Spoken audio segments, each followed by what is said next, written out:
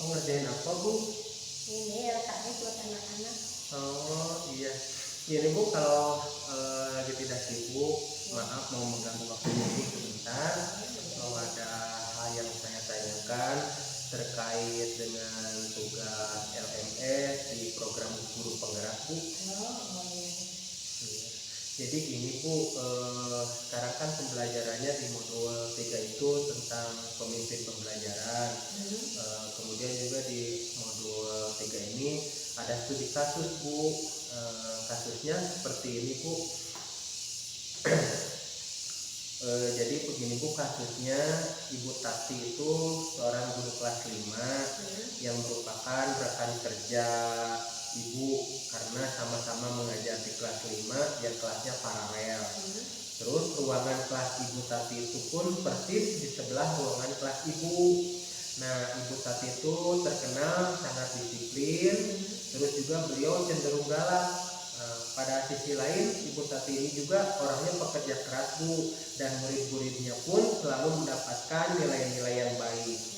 Nah, sebagian murid takut kepada Ibu Tati dan sebagian lain bisa menyesuaikan diri. Kepala sekolah dan ibu serta orang tua murid juga sangat menghargai Ibu Tati. Nah, suatu hari ibu mendengar tangisan seorang murid dan pergi keluar untuk melihat asal suara tangisan tersebut. Kemudian ibu melihat seorang murid perempuan kelas 5 sedang berlutut di atas bebatuan sekolah yang sangat panas pada hari itu. Nah, menghadap di depan pintu kelas Bu Tati. Nah, ibu melihat Bu Tati tampak tidak menghiraukan Bu.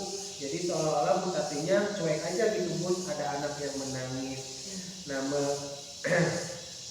kemudian namun ibu melihat bahwa beberapa murid di kelas Bu Tati mencoba untuk mencuri pandangan keluar kelas. Ya biasa mungkin ya Bu, kalau ada teman yang nangis, si anak refleks ingin melihat temannya yang sedang menangis.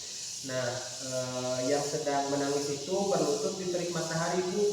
Nah, apa yang akan ibu lakukan bila melihat hal itu Bu?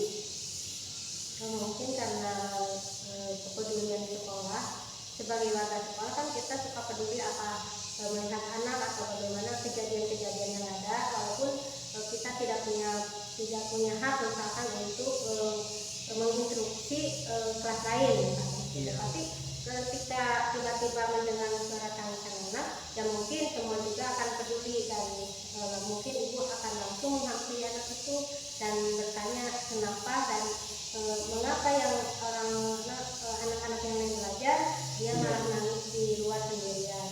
Mungkin ibu akan bertanya, setelah ibu mendapat jawaban mungkin apa alasan anak itu menangis dan di luar, mungkin ibu akan bertanya di lain kesempatan dengan guru yang sedang mengajar di kelas 5 tersebut, misalkan apa alasannya dan menyamakan alasan-alasan, apakah alasan anak cocok dengan alasan ibu guru tersebut, dan mungkin nanti akan dijadikan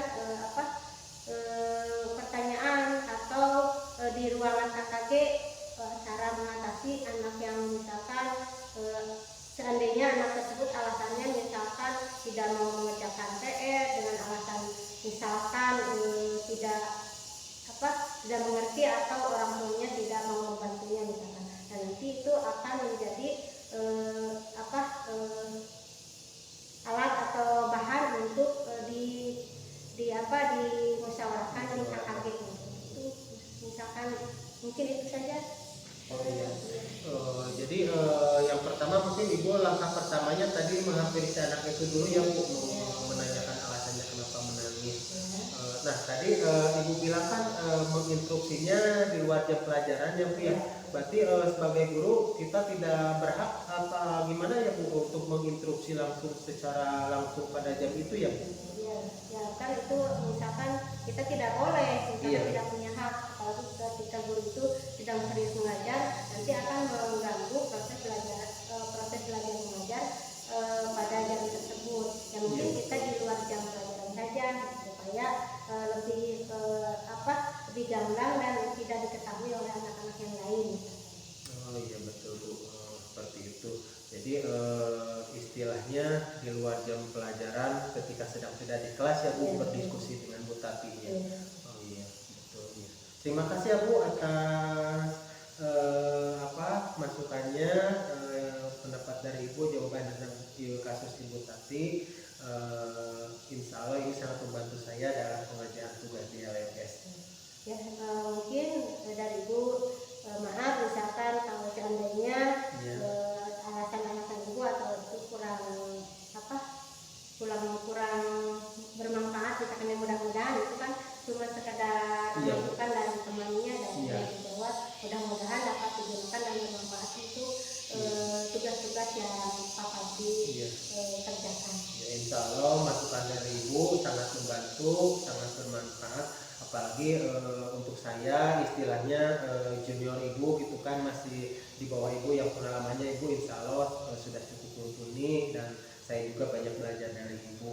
Mungkin itu saja Bu untuk hari ini. Terima kasih atas waktunya. Mohon maaf sudah mengganggu waktunya Ibu. Wassalamualaikum warahmatullahi wabarakatuh.